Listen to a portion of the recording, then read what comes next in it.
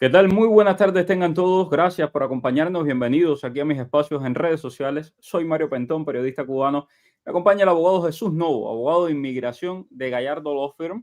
Vamos a estar hablando en la tarde de hoy sobre un artículo que apareció en The Hill. Déjenme y les comparto la publicación porque me gusta pues enseñarles, ¿no? Que las cosas de dónde salen y demás.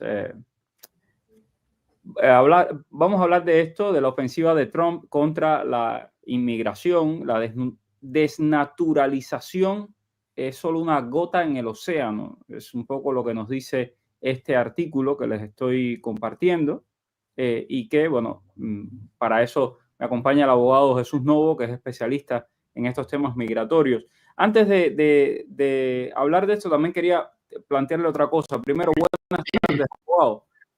Buenas tardes, Mario, ¿cómo estás? Muy bien, bueno, lo primero que le quería plantear es una inquietud que me ha estado llegando desde ayer de muchas personas y hoy que compartí un audio que me envió una patrocinadora, pues esto se ha multiplicado todavía más. Varios patrocinadores me han estado comentando, ¿no sería posible entre todos hacer una demanda colectiva contra el gobierno federal y específicamente contra USCIS por haber hecho todo bien y que al final no les llegue ningún paro humanitario y, bueno, todas las dificultades que se han visto con el paro humanitario y demás? Sí, no, definitivamente una demanda colectiva es una posibilidad. Sin embargo, este tipo de demanda usualmente no es en busca de una cuestión económica, o sea, no son daños de materiales, o sea, no sería dinero lo que se estaría buscando, sino se estaría buscando que el gobierno hiciera esto más rápido, hiciera un poquitico más expedito estos procesos. Sin embargo, con el poco tiempo que le queda a estos programas, sabemos que el presidente electo Donald Trump ha dicho que los va a eliminar. En realidad no sé qué sentido tendría. Pues sí, podría ser que cuando llegara el momento de decidirlo ya no tuviera sentido, ya hubiera, ¿sabes? Ya ni siquiera el programa existiría. Así que, pero sí, definitivamente en los Estados Unidos se puede demandar a todo el mundo, incluyendo al gobierno federal. Es más, no es primera vez que se le demanda a USCIS y a su predecesor, al INS, se le demandó muchísimas veces más. Cuando yo estaba en la Escuela de Derecho fui parte de una demanda que se hizo en contra del INS por las condiciones que existían en el centro de detención de Trump. Así que, o sea, trabajamos en eso, ¿no? Junto con varias otras entidades. Y por cierto, que eso logró que se mejorara mucho la situación que había en el centro de detención. Así que sí, definitivamente esto es posible. Es posible que se une, que se haga una demanda colectiva. El único problema que yo tengo es el impacto práctico que esto tendría en realidad, porque como te decía, le queda muy poco tiempo. Pensamos a los programas y a la larga, quizás cuando hay una decisión ya no va a tener efecto ninguno. Pero abogado, y por ejemplo, si esa demanda lo que pide es que se procesen esos casos de ciudadanos americanos y de personas que han pues, han hecho todo bien, que es lo que me dicen muchos de ellos, ¿no? Hemos hecho todo bien, hemos visto gente que ha cometido fraude y ha entrado, y sin embargo nuestros familiares hemos hecho todo bien y están en Cuba, en Venezuela, en Nicaragua, Haití. Claro, como te decía, eso usualmente no va a tener o sea, no va a buscar un daño monetario, ¿no? Eso usualmente va a buscar que se haga o sea, que pedirle a la corte que ordene a UCI a que haga algo, a que actúe. Pero como te decía, si supongamos que la decisión, supongamos que se ponga la demanda en una semana, no creo que vaya a haber una decisión antes de enero 20 para esto, ¿no? Y si el presidente Trump hace como ha prometido que va a quitar estos programas, pues a la larga, si el programa no existe, en realidad no hay nada que hacer. Okay. O sea, a eso es a lo que me refería, que quizás el efecto práctico que tenga va a ser nulo, no va a ser nada. Es impresionante porque me han estado escribiendo ayer no, fue hoy en la mañana temprano. Me escribió un muchacho y me decía, Mario, me acaba de llegar la confirmación después de haber sido negado. Y luego cuando entró a la cuenta de USCIS, nuevamente estaba negado, nuevamente tenía un non-confirm. Entonces, pobre gente, ¿no? Que les crean esta esperanza, les la confirman, le quitan la confirmación, un desastre realmente. Cómo está funcionando este programa y la manera en la que muchas personas pues han puesto su fe en esto y sin embargo, como me decía la otra señora que me mandó hoy un audio, enfermera, una mujer súper trabajadora que ha hecho todo bien en este país y sin embargo no pudo traer a nadie de las personas que quería patrocinar. Claro, Si esta demanda se hubiese iniciado, digamos, hace un año atrás, más o menos, quizás hubiese tenido algún sentido. En este momento yo creo que o sea, no va a alcanzar el tiempo para que tenga efecto. Ok, hablemos de esto, aunque sea rapidito, este énfasis en los fraudes migratorios. Yo estoy pensando ahora mismo en todas esas cantidades de personas, y lo dice el artículo de Hill, que mienten en sus aplicaciones de ciudadanía, por ejemplo. ¿Cómo va esto, abogado? No, siempre ha existido este sistema de desnaturalización, o sea, personas que cometen fraudes en la aplicación o que mienten en la aplicación, obviamente no hay un tiempo para que le quiten su ciudadanía, o sea, van a ser, o aún cuando obtuvieron su residencia de una forma fraudulenta, o sea, no tiene que ser necesariamente en la ciudadanía. Si la residencia fue fraudulenta, por lo tanto, no eran elegibles para la residencia, o sea, se supone que tampoco eran elegibles para la ciudadanía porque no eran residentes legalmente. Por lo tanto, esto es un proceso que, así como mal lo he visto yo, lo he visto que en la residencia hubo algún tipo de irregularidad, no eran elegibles, tenían un crimen y no lo perdonaron, cosas así, y entonces no eran elegibles para residencia en realidad. O sea, legalmente no lo eran, por lo tanto, como que no podían ser residentes, era imposible que fueran ciudadanos, porque el primer paso era necesario. También ha habido casos, bueno, de personas, tenemos casos aquí en la comunidad, ¿no? Una persona que mintió en su aplicación para la ciudadanía, había sido un torturador en Mazorra y terminó, o sea, perdiendo, no solo perdiendo su ciudadanía, sino siendo deportado. O sea, estas son cosas que definitivamente han pasado. En realidad son menos, ha sido muy poco. Hay que tomar en cuenta que el presidente Obama en su momento tenía un equipo que sencillamente se dedicaba a mirar fraudes que se habían cometido en naturalización. O sea, esto no tiene nada que ver con republicanos ni con demócratas. Esto es sencillamente los gobiernos de los Estados Unidos siempre han mirado esto para tratar de evitar que haya fraude en el proceso. Así que lo que el presidente Trump va a iniciar, no creo que va a ser nada nuevo. Ok, bueno, vamos entonces a algunas de las preguntas. Mario Aguado, saludos. ¿Puede un hijo ciudadano americano arreglarle papeles a su madre que se encuentra ilegalmente en el país hace 20 años? Depende, cuando dice que ilegalmente, depende, lo importante es cómo entró al país. Si entró con una visa y se quedó por 20 años, no va a tener ningún tipo de problema. Sin embargo, si entró ilegal, cruzó la frontera, obviamente no va a ser elegible para ajuste de estatus. O sea, estas son las cosas que hay que tener en cuenta. Si entró ilegal, si entró legal, pero se quedó después, no tiene ningún tipo de problema. El hijo ciudadano lo puede pedir y arreglar sus papeles. Bueno, muchas felicidades a Lulu, que hoy es su cumpleaños y nos acompaña por aquí. Buenas tardes. Dice, si mi hijo presentó la residencia por la ley de ajuste cubano y está esperando, ¿tendrá problema de que lo deporten? Esto todos los días, de toda esta semana hemos estado repitiendo esto. Constantemente me preguntan eso, si yo tuviera $1 por cada persona que me ha preguntado esto.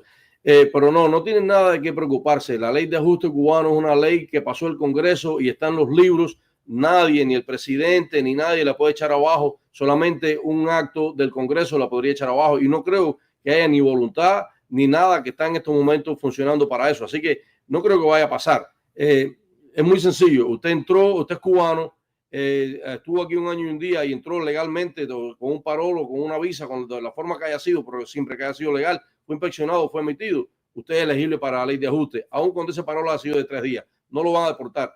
Repito lo mismo que he dicho muchísimas veces, quien único lo puede deportar una vez que usted está dentro del país es un juez de inmigración, quien único puede darle una orden de deportación. Así que no tienen de qué preocuparse. Buenas tardes, una familia. Entramos por paro humanitario. Mi hijo menor de edad y mi esposo son venezolanos. ¿Ellos aplican a la ley de ajuste cubano conmigo?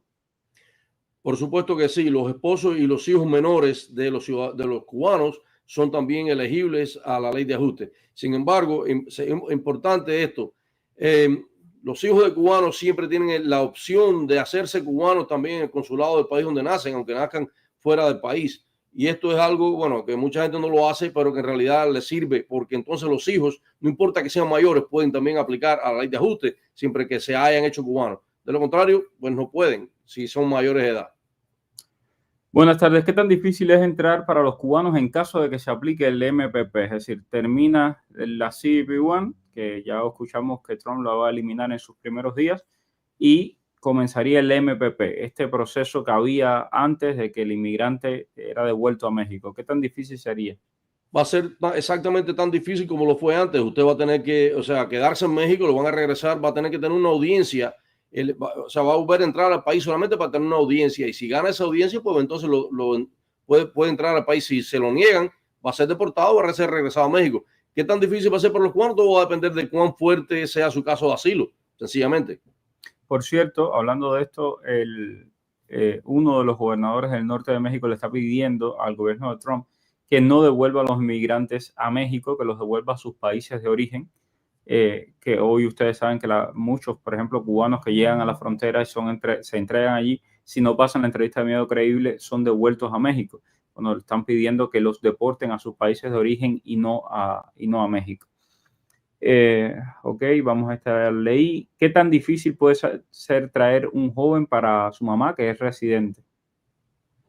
Bueno, va a depender de si es menor de edad o si es mayor de edad, si es casado, no lo puede pedir la mamá residente, si es soltero, hay unas listas de espera, bueno, dependiendo de, como le digo, de la edad que tenga el joven. Si es menor va a ser mucho más rápido, son como 2 o 3 años. Si es mayor, pues entonces se va a demorar un poquitico más. Abogado, justo le quería preguntar también el tema de la lotería de visas de la diversidad, porque es una de las cosas que se cree que también puede ser eliminada.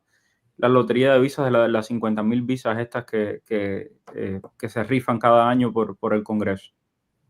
La lotería de visas es también un proceso del que el Congreso de los Estados Unidos pasó. Eso es ley, está en los libros, en el código de los Estados Unidos. O sea que si fuera a echarse abajo completamente, tendría que ser el Congreso quien lo tendría que iniciar. No, el presidente no tiene la opción, puede que lo haga, pero si se lleva a las Cortes, el presidente podría perder, porque en realidad esto es un acto del Congreso, un acto legislativo, o sea, hay división de poder en este país. El poder legislativo tiene por su lado o sea, hacer las leyes, y el poder ejecutivo, o sea, el presidente, entonces el que los pone en efecto. Pero esto no sería una orden ejecutiva sencillamente, que sería tan fácil eliminar el proceso de la lotería de visas. Llevaría por cierto, ahora con el Senado, el Congreso y la presidencia, todos en manos de los republicanos. Sabemos que la Corte Suprema está llena también de jueces que son muy conservadores. Pues definitivamente esto podría ser un paso en caso de que lo quisieran hacer, pero no lo veo. A este país le hacen falta inmigrantes. Para la economía de este país es importante la inmigración.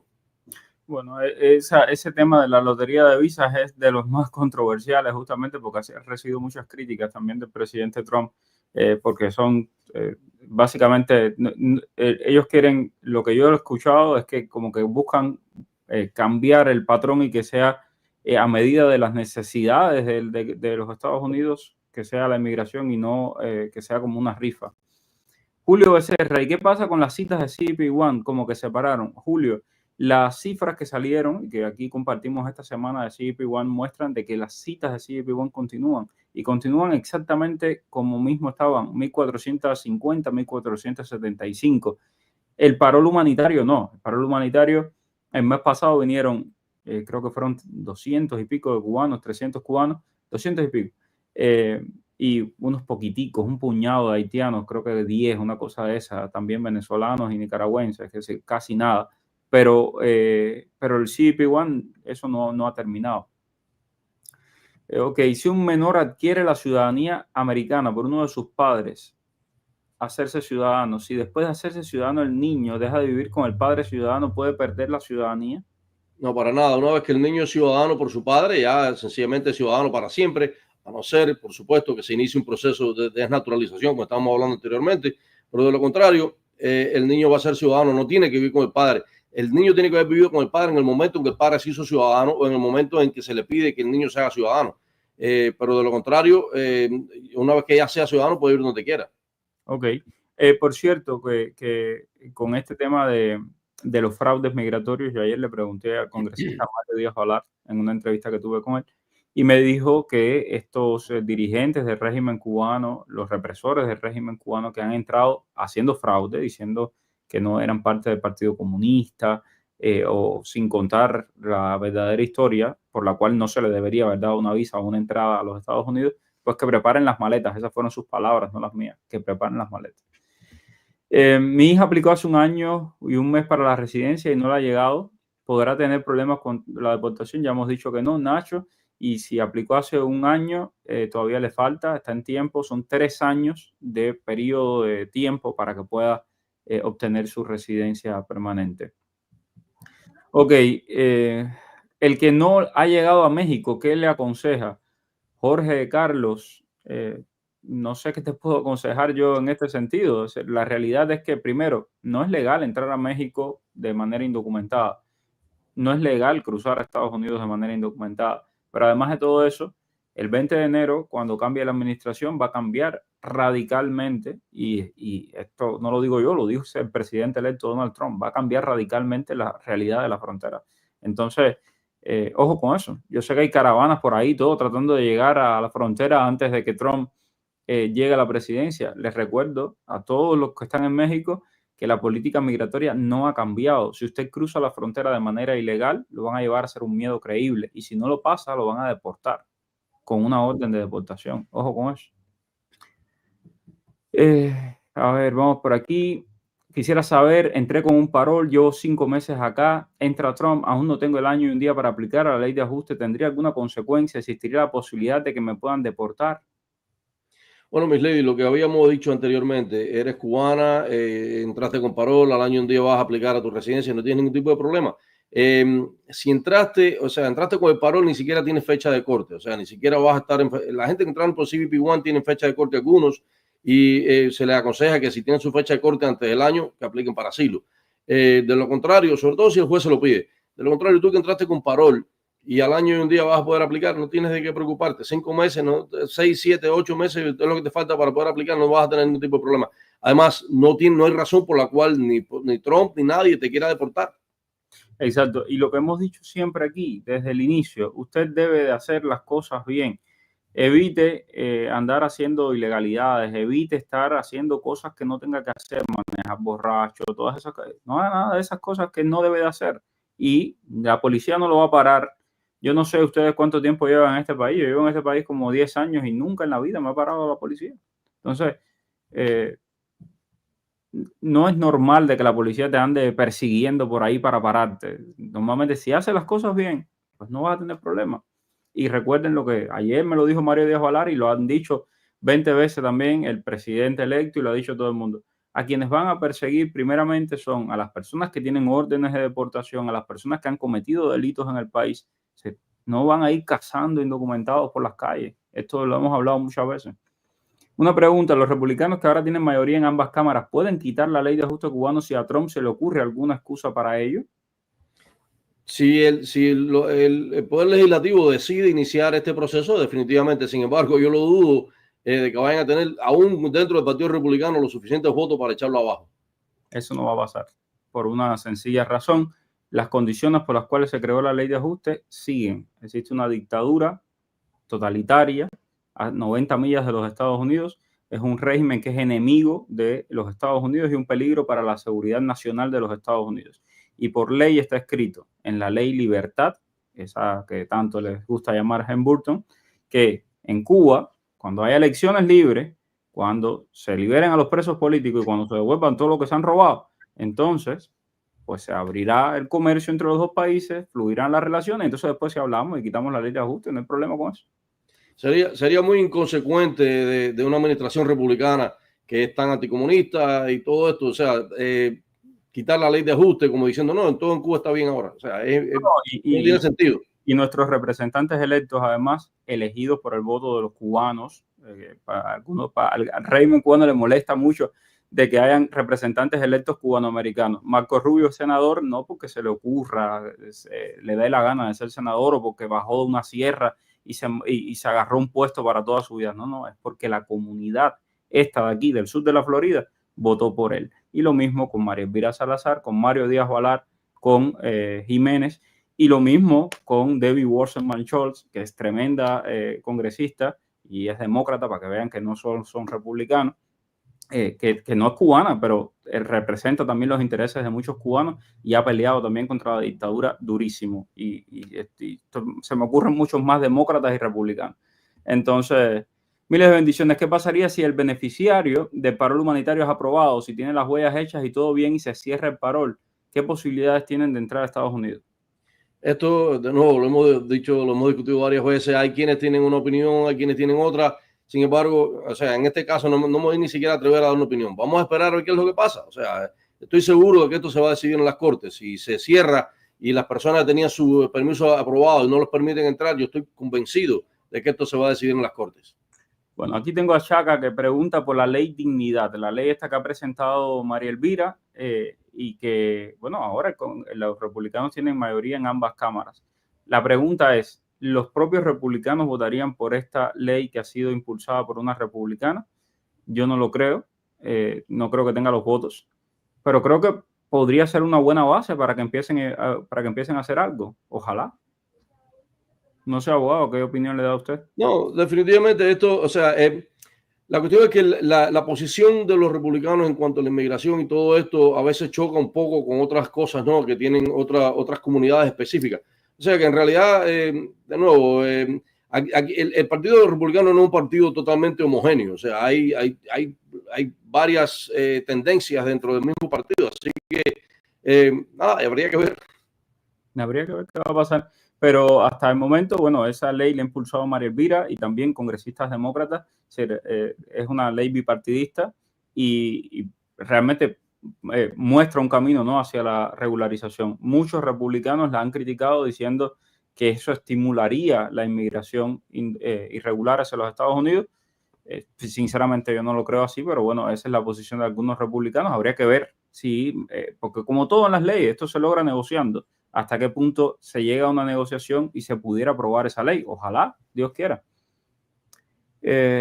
A ver, sí, esto ya lo hemos hablado, Robinson. El primer día o los primeros días va a quitar la CBP One. Lo ha dicho el propio Donald Trump también con el parol humanitario. Y lo dijo antes de ser elegido. Y el pueblo americano votó por él. Es decir, que quieren que la quiten. Entonces, ¿Trump abrirá refugiados políticos en Cuba? No lo sé, Ariel, sinceramente. No sé cómo va a estar la relación con el régimen cubano ni qué va a pasar. Para eso tenemos que esperar a enero. Bueno, se nos acabó el tiempo. El lunes nos encontramos con más información. Gracias a todos por seguirme en las redes sociales y gracias, abogado, siempre por la amabilidad de estar con nosotros. Un placer, como siempre, Mario. Buen fin de semana. Chao. Dime cuál es el periodista que está en el boom. Es Mario Rincón. El periodista que te trae toda la información. Es Mario Rincón. El periodista de la radio y la televisión. Es Mario Rincón. Habla de temas cubanos para de migración. Mario Rincón. Oye, dale, conéctate y comparte. Déjame un like. Dale, comparte. Dale, conéctate.